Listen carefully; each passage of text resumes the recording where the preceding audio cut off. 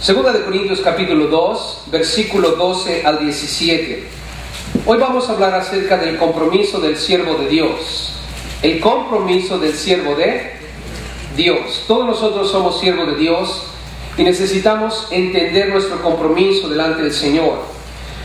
De suma importancia que lo entendamos, porque van a pasar cosas en nuestra vida que nos van a deprimir, nos van a angustiar, nos van a quebrantar en el espíritu. Y Pablo en esta sección nos va a mostrar cómo el compromiso que tenemos con Dios nos va a ayudar a sobrepasar estas cosas. Antes de hablar en cuestión de lo que vamos a considerar, quisiera que leyéramos el texto para que tengamos una idea general de lo que vamos a estar considerando. Segunda de Corintios 2, del 12 al 17. Pablo escribe aquí: cuando llegué a Troas para predicar el Evangelio de Cristo, aunque se me abrió puerta en el Señor, no tuve reposo en mi espíritu por no haber hallado a mi hermano Tito. Así, despidiéndome de ellos, partí para Macedonia. Mas a Dios, gracias, el cual nos lleva siempre en triunfo en Cristo Jesús, y por medio de nosotros manifiesta en todo lugar el olor de su conocimiento. Porque para Dios somos grato olor de Cristo, en los que se salvan y en los que se pierden. A esto ciertamente olor de muerte para muerte, y a aquellos olor de vida para vida. Y para estas cosas, ¿quién es suficiente? Pues no somos como muchos que medran falsificando la palabra de Dios, sino que con sinceridad, como de parte de Dios y delante de Dios, hablamos en Cristo. Nota aquí el tono de lo que Pablo está diciendo. No tiene un tono muy favorable al comenzar, pero eventualmente Pablo toma el texto y lo transforma en algo de triunfo. Él habla acerca del triunfo. Y ustedes notan en el versículo 13, dice: no tuvo reposo mi espíritu, o no tuve en mi espíritu reposo. Y luego, más adelante, él habla del triunfo. El versículo 14 dice: el cual nos lleva siempre en triunfo en Cristo Jesús. O sea, él está primero hablando acerca de ese quebrantamiento de espíritu, la angustia que había dentro de él, y después habla acerca del triunfo que tiene en Cristo. Y ese es el asunto que en realidad nos va a hacer entender que el compromiso que tenemos como siervos de Dios delante de Él nos van a ayudar a hacer cambios tan drásticos como lo que vemos aquí. De un espíritu inquieto a un espíritu triunfante.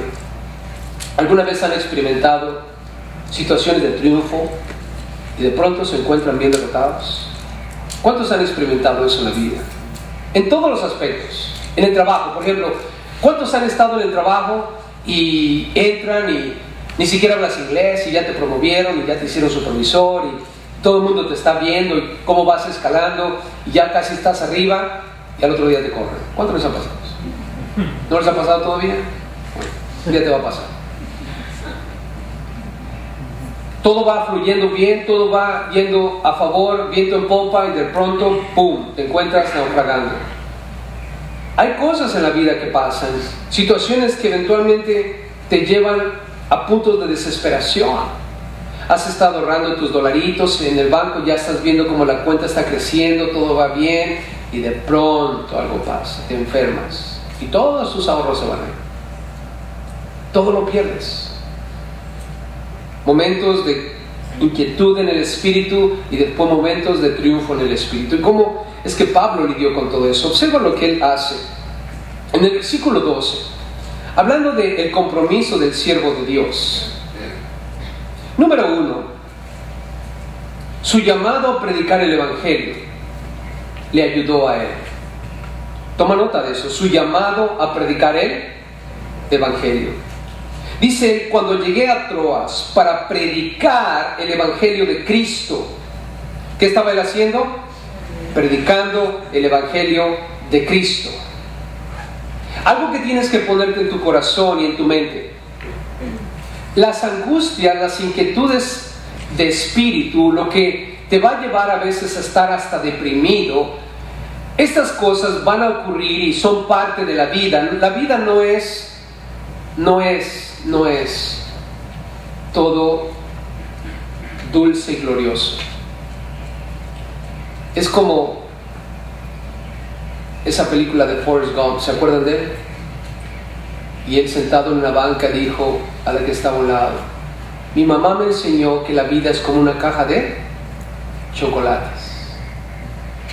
Agarras uno y nunca vas a saber exactamente el sabor que tiene hasta que lo pruebas. En la caja de chocolates siempre va a haber diversos chocolates de diferentes sabores. Y no vas a saber el sabor hasta que lo pruebes. Y así es. Estas cosas van a ocurrir. Pero, ¿qué tal si me toca un chocolate de chocolate amargo? ¿Han probado el chocolate amargo? Y, ¿verdad? No es tan agradable como el chocolate dulce. Y también hay chocolate blanco y hay chocolate oscuro. Y así es en la vida. Va a haber esos tragos amargos, va a haber esas dificultades. Pero ¿cómo yo voy a vencer todo eso? Predicar el Evangelio de Cristo. Predicar el Evangelio de Cristo. Las puertas se van a abrir. Dice: se me abrió puerta en el Señor. O sea que las puertas estaban allí abiertas. Y él, ¿qué hizo? Entró por esa puerta, esta ciudad llamada Troas. Él llegó a Troas, dice aquí el versículo 12, para predicar. La puerta estaba abierta, era una oportunidad. Ahora, ¿había inquietud en su corazón? Sí, lo vamos a ver más adelante. Y sin embargo, él tenía un compromiso. El compromiso es predicar el Evangelio. Créemelo. De acuerdo a lo que estamos leyendo, si un día tú te estás peleando con tu esposo o tu esposa, con tu cónyuge, están teniendo dificultades, de pronto algo está pasando ahí bien turbulento y están ahí, si fuéramos inteligentes y hacemos caso de lo que está diciendo aquí la palabra, debería ocurrir esto: amor, tú varón, diciéndole a ella: ¿sabes qué? Cálmate. No debemos dejar que esto inquiete nuestros corazones. Mejor vamos a hacer algo. Agárrate la Biblia, agárrate unos volantes, vamos a salir a la calle a evangelizar. Y váyanse los dos al parque. Y empiecen a pasar volantes. Y empiecen a invitar a la gente a aceptar a Cristo Jesús. ¿Cuántos de ustedes piensan que eso haría un cambio radical en sus vidas? Inténtenlo. Intentémoslo. ¿Estás teniendo dificultades en el trabajo? El jefe esa mañana llegó y te empezó a gritar y te está amenazando con correrte. Y entonces estás pensando: ¿qué va a pasar si me corre? ¿Cómo voy a pagar el auto? ¿Cómo voy a pagar la renta? ¿Cómo voy a pagar lo que debo de las tarjetas? ¿Qué voy a hacer? ¿Sabes qué? Acabando, en lugar de estar pensando en todo eso, agárrate una Biblia, agárrate unos volantitos y salte a la calle y busca a una persona que necesite a Cristo Jesús. ¿Cuántos creen que eso cambiaría tu manera de pensar radicalmente y te daría paz en el corazón? Yo lo creo. Pero no lo hacemos. Porque de manera natural nosotros tendemos a irnos en la dirección que nuestra mente quiere guiarnos. Y muchas veces el enemigo también quiere guiarnos. Porque si yo tomo en mi corazón esto que estoy leyendo y estoy teniendo un problema, por ejemplo, en la casa con mi esposa o con mis hijos, no puedo con estas situaciones emocionales y de pronto le digo a mi esposa: ¿sabes qué? Cálmate, vamos al parque a predicar. Mientras estoy bajando del auto, ya que he llegado al parque, ¿qué es lo que el diablo va a empezar a decirme? Hipócrita, ajá, sí, mira, estás casi matando con ella. Y ahora de repente te pones muy espiritual, ya te has puesto la aureola y ahora sí le vas a hablar a la gente de Cristo Jesús, ¿verdad? Hipócrita. ¿Cuántos creen que va a oír la voz del enemigo diciéndoles eso si tratamos de hacer lo que les estoy diciendo? ¿No creen que la vamos a escuchar? Imagínate lo que eso es. Porque el enemigo va a querer tratar de mantenerte en el lugar donde él quiere que tú estés. Y esto es derrotado, completamente deprimido y completamente acabado. Pero eso no es el Espíritu del Señor, hermano. El Espíritu del Señor no es un espíritu de depresión, no es un espíritu de angustia. El Señor nos ha dado un espíritu de paz. Él es paz. Mi paz os doy, no os la doy como el mundo la da. Él nos da la paz que sobrepasa todo entendimiento. Y Él va a gobernar nuestros corazones y Él va a estar con nosotros. Pero lo que tenemos que entender es cómo es que Pablo lidiaba con sus problemas. Pablo tenía un compromiso. Él estaba enfocado. No estaba buscándolas o mirando las circunstancias negativas de su vida. Él estaba mirando hacia el frente, hacia lo que el Señor le mandó a hacer. Él lo rescató camino a Damasco para predicar de Cristo Jesús. ¿Estamos de acuerdo? Y tienes que ponerte eso en tu mente y en tu corazón. El Señor te rescató para predicarle a otros de Cristo Jesús. Y no importa que esté pasando a tu alrededor. El enemigo te podrá llamar hipócrita. Mira cómo estás viviendo tu vida y sin embargo te crees ahora capaz de predicar el evangelio. Y la respuesta es sí, soy capaz, porque no es mi evangelio, es el evangelio de Cristo Jesús. Yo no predico mi vida, yo predico a Cristo Jesús.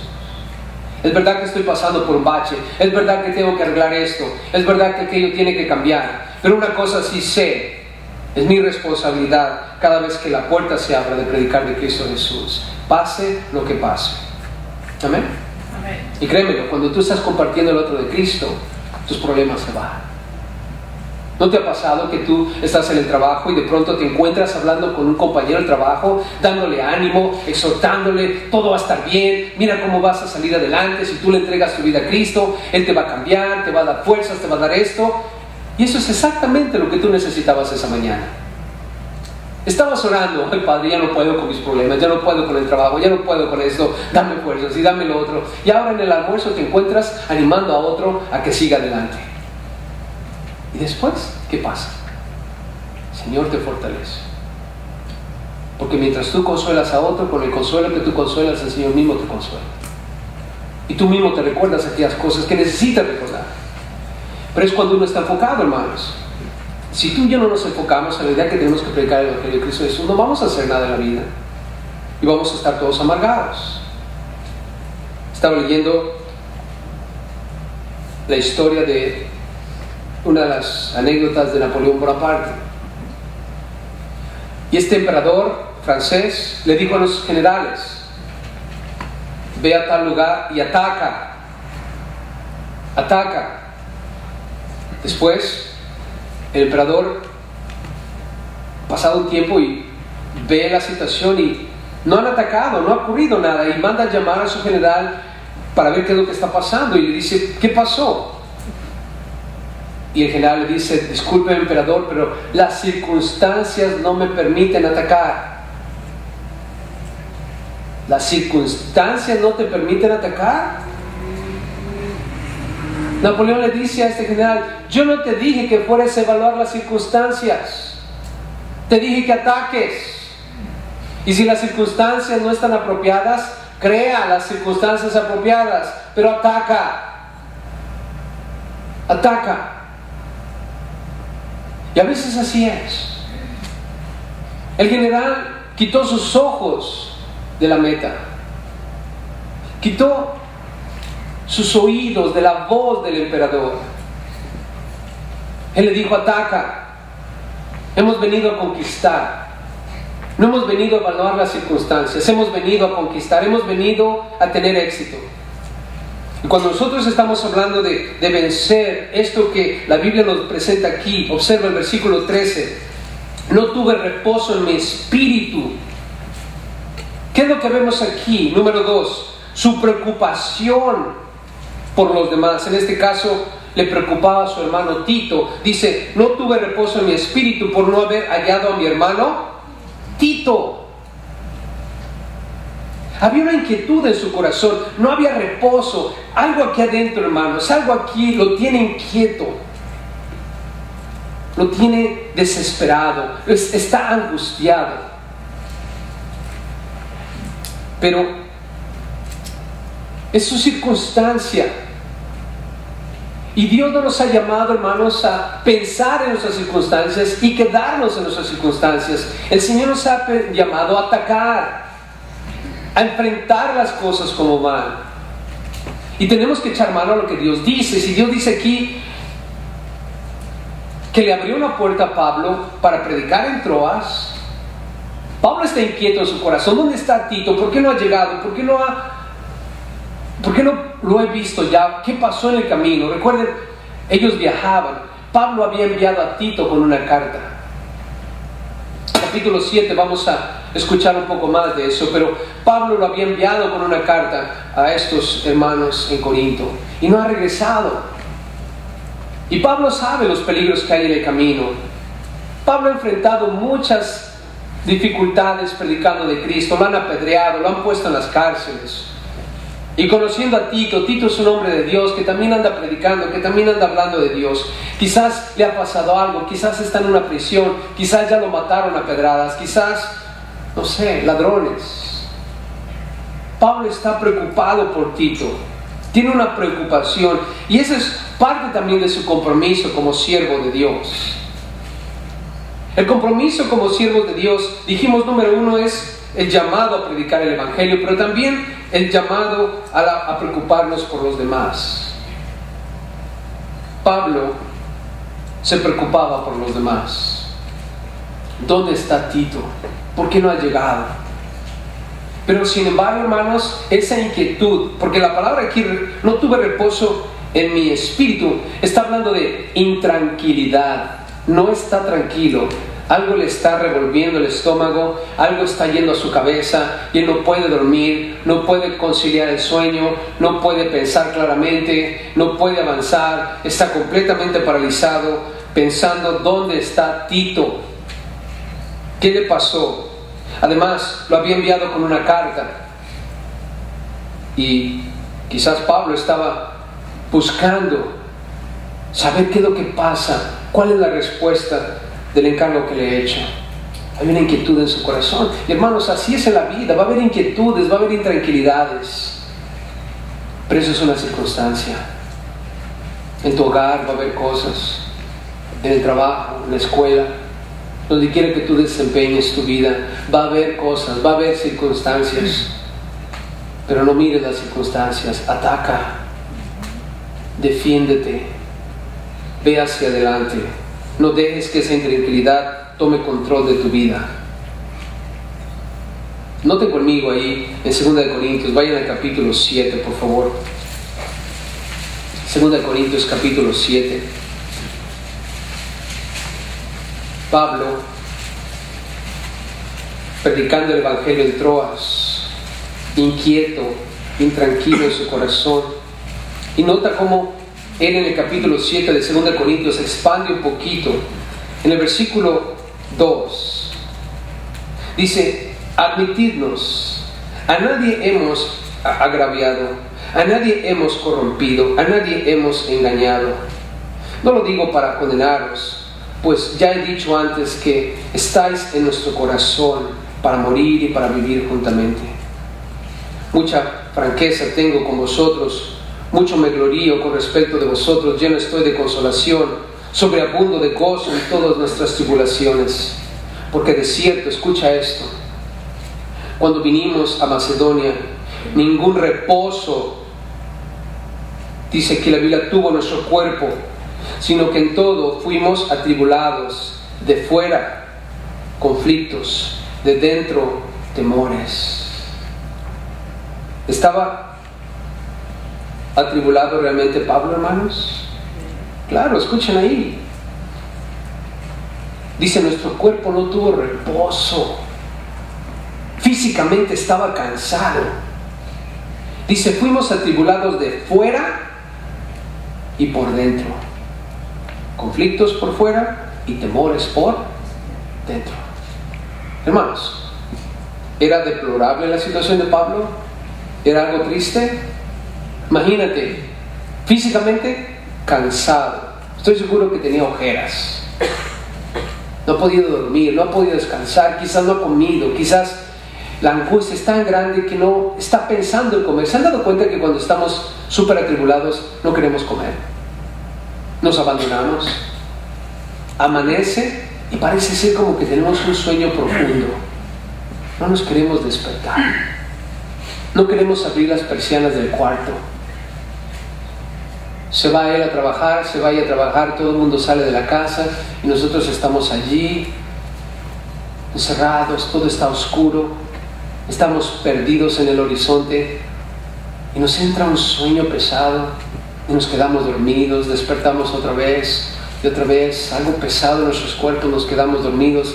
Y a pesar de que estamos ahí tirados en la cama, supuestamente durmiendo, nuestros cuerpos están cansados. La angustia, la depresión, los temores que hay por dentro, las aflicciones que están pasando por fuera, preocupaciones increíbles, hermanos, que nos pueden llevar a la destrucción total, a quebrantar nuestros espíritus. Y Pablo estaba allí. Pablo estaba en esa situación. Regresando ahí al capítulo que estamos considerando, en el versículo 13 dice: no tuve reposo en mi espíritu, me sentí intranquilo, dice Pablo, por no haber hallado a mi hermano Tito. Así, despidiéndome de ellos, partí para Macedonia. Recuerden, estaba en Troas, y ahí en Troas la puerta estaba abierta. Él predicó el evangelio, se esforzó, como él siempre estaba pronto para anunciar el evangelio, lo predicó. Pero ahora se va triste porque no ha encontrado a Tito. Tito no está por ahí. Pero sin embargo, hermanos, otro asunto que él hace, nota en el versículo 14. En el versículo 12 vemos cómo él empezó a predicar el evangelio y eso lo ayudó. Nos damos cuenta en el 13 que él estaba inquieto, pero en el versículo 14 observa lo que él hace. Su confianza en Cristo Jesús. Número 3, su confianza en Cristo Jesús. Dice: mas a Dios gracias. ¿A quién le da gracias? A Dios. A Dios le doy gracias. ¿Recuerda dónde está él? ¿Tiene paz en su corazón? No. Físicamente está molido, mentalmente está abatido, está intranquilo. Pero dice: le doy gracias a Dios. ¿Por qué le da gracias a Dios? Dice: el cual nos lleva siempre ¿en qué? En triunfo, en Cristo Jesús. Nos lleva siempre en triunfo en Cristo Jesús. En Cristo Jesús. Su vida, hermanos, su vida, literalmente, las circunstancias de lo que le está pasando, no es algo que podamos llamar triunfo. Está inquieto, está intranquilo, está deprimido, está completamente atribulado. Pero en Cristo, Él dice, nos lleva siempre en triunfo. ¿Siempre nos lleva a qué? En triunfo. Y cuando hablamos de en triunfo, hermanos, en aquellos entonces la palabra quiere decir lo que hacían los grandes. Los grandes marchaban después de haber ido a la pelea, después de haber vencido en batalla. Regresaban con el botín, regresaban con los enemigos, atados, amarrados. Y los generales, los capitanes, todos entraban marchando triunfantemente, y con ellos el botín. Había gozo en sus corazones porque traían el botín en sus manos, lo que habían obtenido de la guerra. Y ahí con ellos venían los prisioneros de guerra, amarrados, atados, especialmente si eran reyes, si eran grandes, los traían y los exhibían públicamente para dejarles saber a todo mundo que habían triunfado y traían la prueba de su triunfo. Cristo Jesús, hermanos, viene caminando triunfante. Cristo Jesús triunfó en la cruz. Él dijo: consumado es. Ya está hecho, hermanos. Y tú tienes que verte como lo que eres. Eres un ganador. Eres un vencedor en Cristo Jesús. Tú estás marchando por esa avenida y los ojos de la gente, los espectadores, están sobre ti. Pero tú tienes que caminar por esa avenida con brazos triunfantes.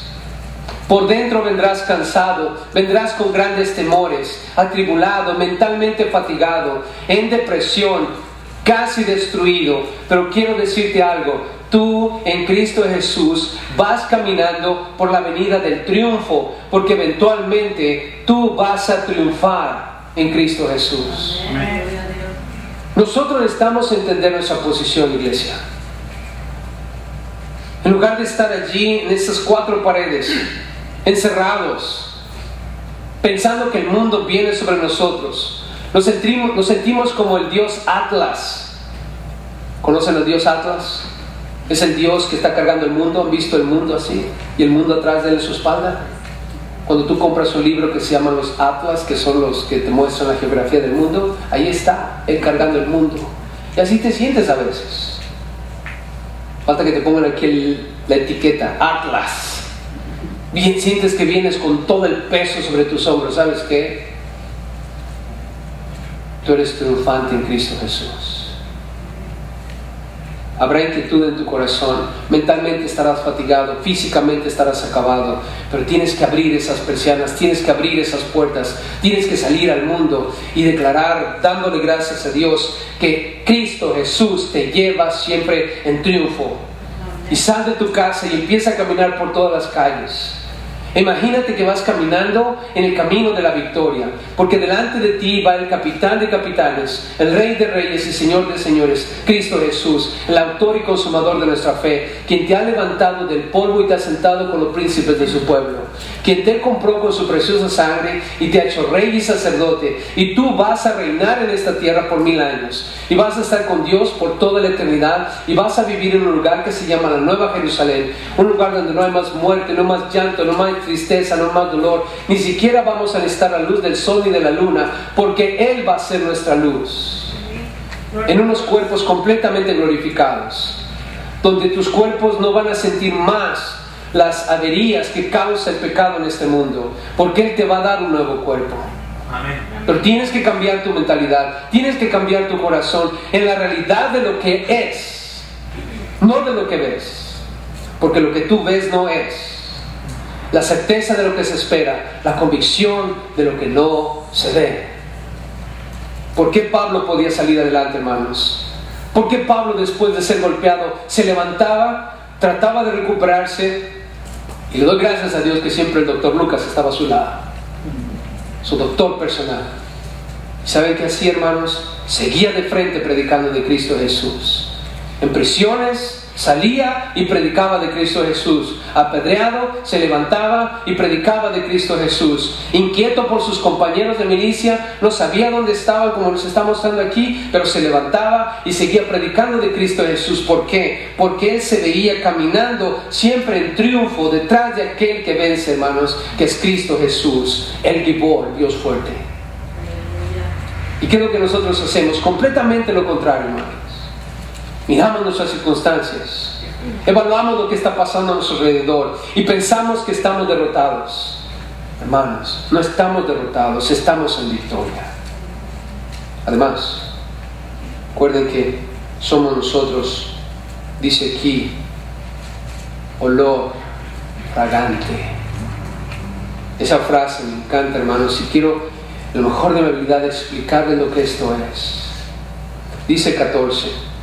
Y por medio de nosotros manifiesta, escucha, y por medio de nosotros manifiesta en todo lugar el olor de su conocimiento, porque para Dios somos grato olor. La Biblia de las Américas dice fragante aroma. Me encanta esa frase. Somos un fragante aroma. Escucha esto. Pablo dice que por medio de nosotros, o sea, que tú y yo, Dios manifiesta en todo lugar grato olor. Somos un grato olor de Cristo, en los que se salvan y en los que se pierden. Número 4. Su fragancia ante Dios le ayudó a salir adelante. En primer lugar dijimos su llamado a predicar el Evangelio, después su preocupación por los demás, esa convicción que tenía. Tercero, su confianza en Cristo Jesús de que iba siempre en victoria. Pero ahora nota, su fragancia ante Dios, en los que se salvan y en los que se pierden. Nota, tú y yo entendemos algo. Están los que se salvan y los que se pierden. ¿De cuál grupo eres tú? De los que se salvan. ¿De los que se salvan o de los que se pierden? ¿Cuántos son de los que se salvan? Amén. Okay. Si hay aquí algún perdedor, si están de los que se pierden, espero en Dios que Él cambie de equipo. ¿Estamos claros? Estaba en un país extranjero y me preguntaron acerca de como soy mexicano, yo no. Sí se mira que soy mexicano, ¿verdad? ¿Pensaron que italiano? No, soy mexicano. Y alguien me preguntó, ¿oh, eres mexicano? Le digo, sí, soy mexicano. Y me dice, ¿dónde vives? Digo, en los Estados Unidos, ¿verdad? Entonces ya empezamos a conversar y dice, oh, si tú tuvieras que pelear, ¿de qué lado pelearías? Si hubiera una guerra entre México y Estados Unidos. Me le quedé viendo y le digo, ¿estás hablando en serio? Es obvio de qué lado pelearía, ¿no creen? ¿De qué lado creen ustedes que yo pelearía? De Estados Unidos. Controversia, ¿verdad? No, yo pelearía en Estados Unidos. Vamos a ganar. A menos que decida ser un mártir, ¿verdad? Y bueno, pues peleé del lado mexicano. Pero uno siempre va a pelear del lado ¿qué?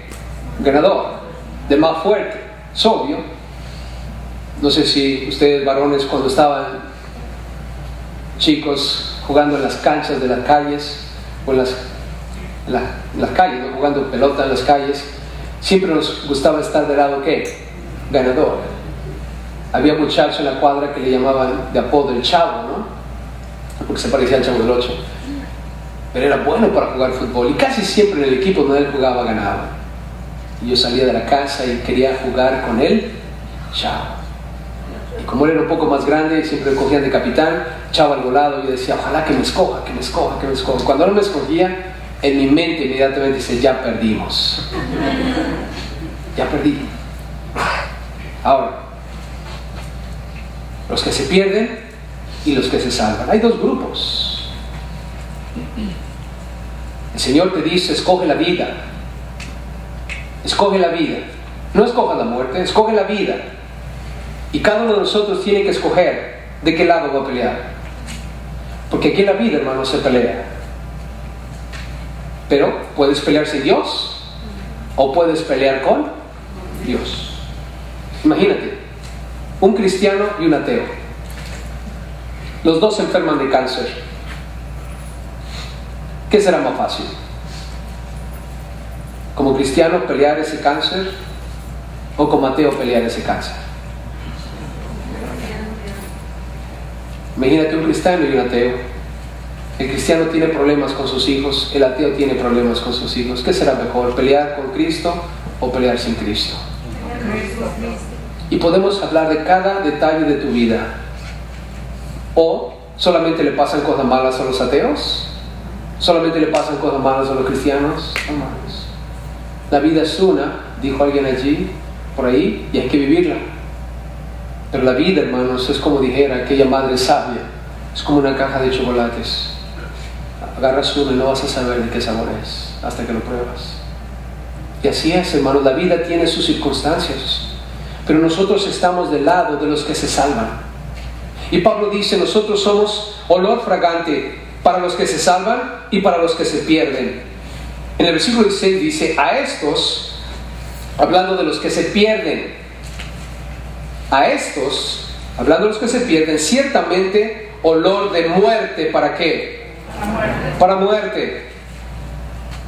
O sea, tú como predicador del Evangelio,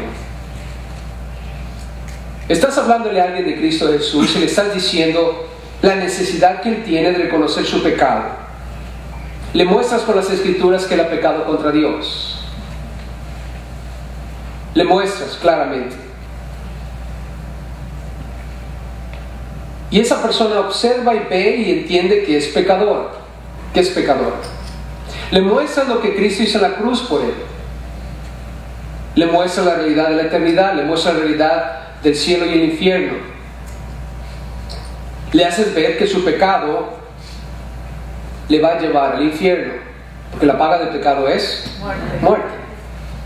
Pero le muestras que él puede o ella puede salir de esa situación si reconoce su pecado y se acepta lo que Cristo hizo en la cruz por él, pagar por todos sus pecados. Si se arrepiente y se acepta ese regalo, entonces puede encontrar vida eterna. En ese momento esa persona decide no hacerte caso y decide quedarse como está y te dice: yo estoy bien, yo no le hago mal a nadie, yo voy a ir al cielo porque soy una buena persona, yo creo que el Señor no es tan injusto, no es tan malo, y rechaza por completo a Cristo Jesús. Bueno, fuiste para esa persona olor de muerte, porque fue lo único que va a quedar en él. El único aroma que se va a llevar es la realidad de la muerte, porque rechazó a Cristo Jesús. Eso es lo que es. Olor de muerte para muerte. No es que tú andes oliendo a muerte, sino tú le presentaste el Evangelio y él decidió quedarse con ese olor que él ya tiene, el olor a muerte. Porque todos olemos de alguna manera. ¿Han visto a los perritos que andan por la calle oliendo por todos lados y se te acercan y te huelen? A veces me pregunto, ¿a qué oleré yo? ¿Verdad? Ahora, si te huele y levanta la patita, ya la regamos, porque encontró algo, ¿no? Y nosotros de la misma manera salimos a la calle a predicar y toda la gente sin Cristo huele a muerte, hermanos. Salimos como los perritos, ¿verdad? Oliendo. De repente nos encontramos a uno que es cristiano, huele a cristiano. Este es de los míos, ¿no? Pero de repente encontramos a alguien que huele a ¿qué? A muerte. Y ese que huele a muerte le empezamos a compartir de Cristo, y si no acepta a Cristo, se queda con el olor de muerte. Pero, si escucha, entonces dice aquí: y aquellos, los que se salvan, olor de vida para vida. Su olor cambia, hermanos, y ahora es un olor fragante, como dice Pablo en el versículo 15. Para Dios somos grato olor. ¿Escuchan esa frase ahí? Grato olor. La Biblia de las Américas dice fragante aroma, y me encanta esa frase: grato olor, fragante aroma. Entonces, cuando tú aceptas a Cristo, vienes a ser un fragante aroma, un olor grato. Si no, te quedas con ese olor de muerte. Por eso es que Pablo dice: no te preocupes, no te preocupes, Pablo. Estás inquieto, él mismo se dice: estás inquieto, predica de Cristo Jesús. Está bien preocuparte por los demás, pero recuerda, tú vas caminando por la avenida del triunfo en Cristo Jesús. Pero ahora otra cosa, tú eres una fragancia ante Dios. Eres una fragancia. Ahora, quiero que recuerden algo conmigo rápidamente aquí. En el libro de Génesis, escuchen esto, si están tomando notas, anoten, Génesis 8:20. En Génesis 8:20, Noé edifica un altar. Génesis 8:20. Noé edifica un altar. ¿Recuerdan a Noé? El diluvio. Levanta un altar a Jehová y tomó de todo animal limpio y de toda ave limpia y ofreció holocausto en el altar.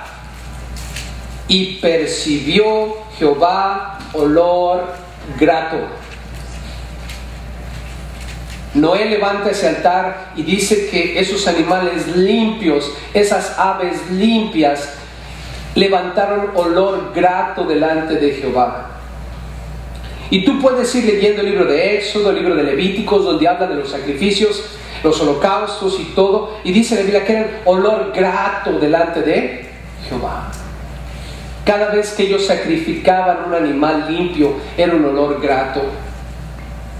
Era un olor grato. Y los llevo a esto. Romanos capítulo 12. Vayan conmigo ahí, por favor. Quiero que lo lean conmigo. Romanos 12.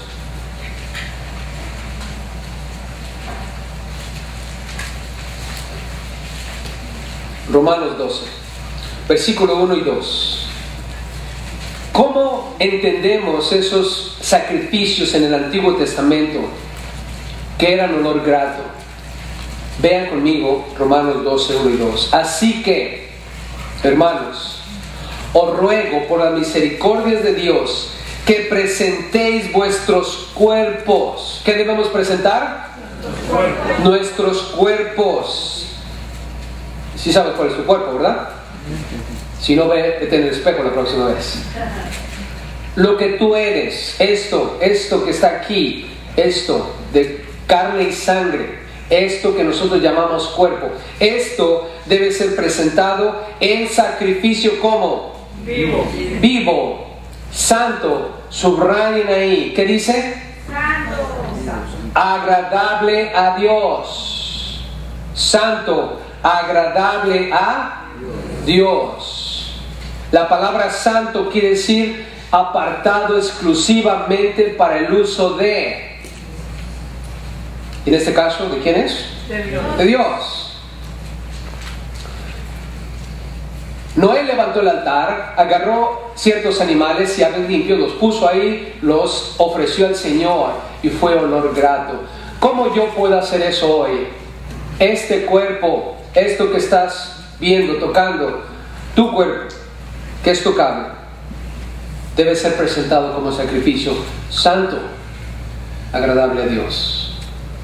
En el versículo 2 dice: no te conformes a este siglo, sino transformaos por medio de la renovación de vuestro entendimiento, para que comprobéis cuál sea la buena voluntad a Dios agradable y perfecta. Lo que el versículo 2 está diciendo es de que tienes que cambiar tu entendimiento, tu mente. Esta mente aquí tiene que ser renovada constantemente. ¿Y cómo renovamos la mente, hermanos? Con la palabra de Dios. La mente de Cristo está aquí.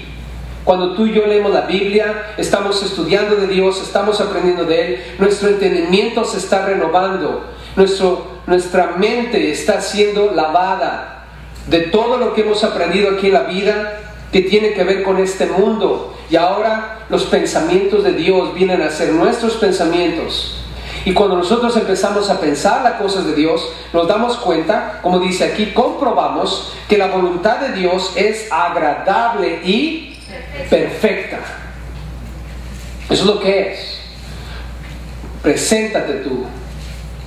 Somos un olor fragante aroma al Señor, nuestros cuerpos, nuestras vidas, nuestras mentes. Y es lo que tenemos que entender. Ahora, yendo dentro de este renglón, hermanos, fragante aroma implica que sacrifiques. Porque dice: preséntate como sacrificio vivo. Les voy a dar ciertas pistas de lo que implica presentarte como sacrificio vivo. Habla de sacrificios. El sacrificio es un olor fragante, un aroma fragante. En Filipenses 4:18, escucha lo que Pablo escribe ahí. Pero todo lo he recibido y tengo abundancia, estoy lleno habiendo recibido de Epafrodito lo que enviasteis.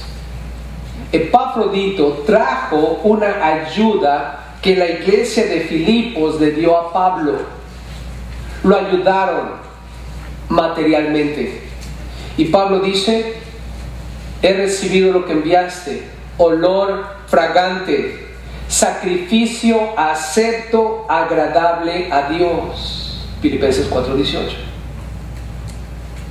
Cuando la Biblia dice: preséntate como sacrificio vivo, santo, agradable al Señor, renueva tu entendimiento, lo que eso quiere decir, basado en 4:18, es que cuando tú ayudas a una persona, cuando tú te despojas de algo material para ayudar a otro, eso es un sacrificio a Dios en olor fragante. Eso le encanta a Dios.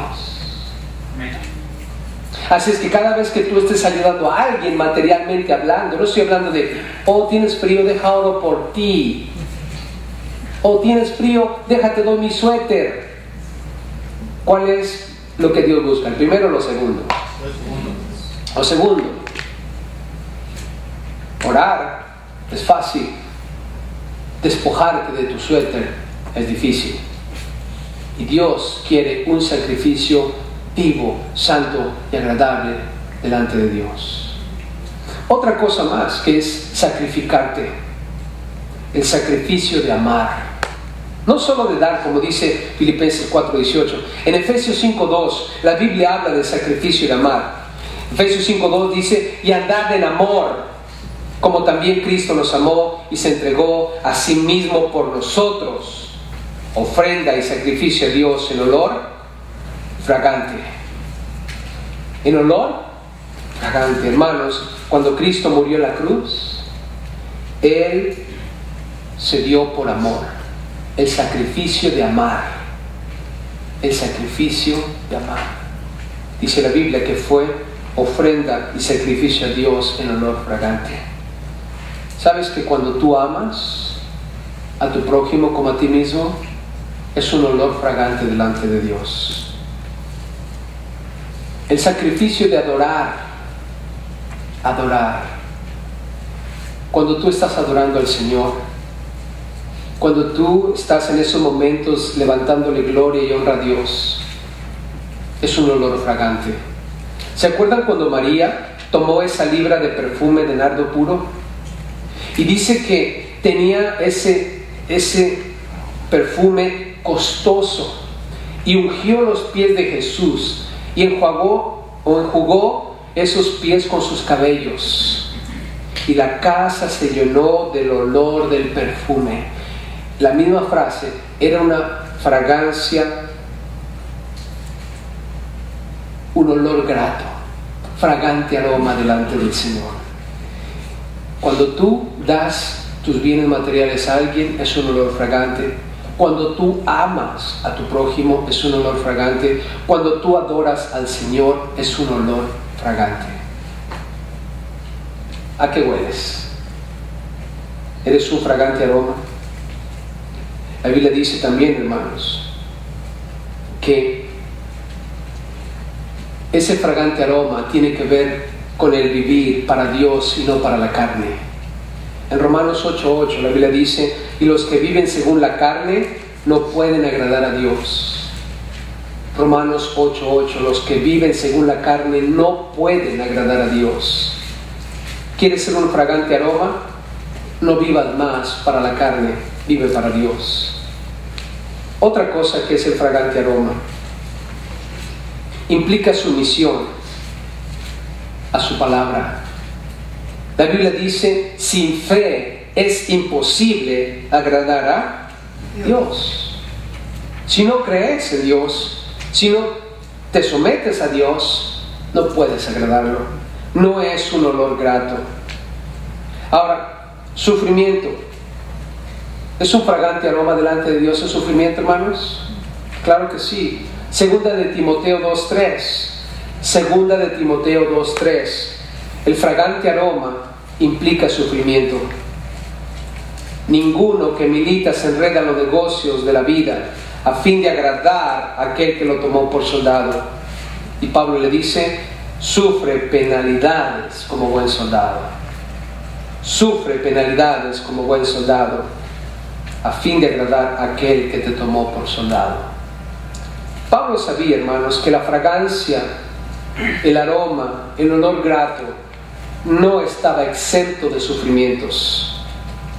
Y quiero darles una idea, por último, de lo que implica ser un fragante aroma. Hemos dicho que el fragante aroma es un sacrificio. El sacrificio de dar, el sacrificio de amar, de adorar. También el fragante aroma implica no vivir más en la carne. Implica someternos a Dios y a su palabra. Sin fe es imposible. El sufrimiento que conlleva. Pero ¿saben que el fragante aroma también implica buscar al perdido? Pablo en 1 Corintios 10:33 dijo: como también yo en todas las cosas agrado a todos. Agrado a todos, no procurando mi propio beneficio, sino el de muchos, para que sean salvos. El deseo de Pablo, hermanos, es que muchos fueran salvos. Y cuando hablamos de fragante aroma, Pablo dice: nosotros somos fragante aroma, tanto para los que se salvan como para los que se pierden. Cuando les predicamos de Cristo, el que lo rechaza queda en olor de muerte, el que lo acepta, olor de vida. Pero nosotros somos ese fragante aroma cuando estamos dispuestos a sacrificarnos, dando lo material, amando, adorando al Señor, cuando estamos viviendo en el Espíritu y no en la carne, cuando estamos creyéndole a Dios y su palabra, cuando estamos sufriendo como el soldado que sufre penalidades, cuando estamos buscando al perdido, dice Pablo. Entiende eso, hermano. Entendámoslo para que podamos lidiar con nuestras inquietudes internas. Por último, Pablo, escucha lo que dice en el versículo 17. Pues no somos como muchos que medran falsificando. Número 5. ¿Cuál era su compromiso como siervo de Dios? Número 1, dijimos su llamado a predicar el Evangelio. 2, su preocupación por los demás. 3, su confianza en Cristo Jesús.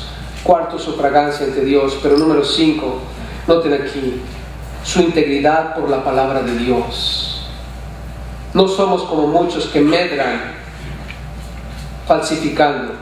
La Biblia de las Américas dice comercian con la palabra de Dios. Nueva Versión Internacional dice trafican con la palabra de Dios, sino que con sinceridad, como de parte de Dios y delante de Dios, hablamos en Cristo.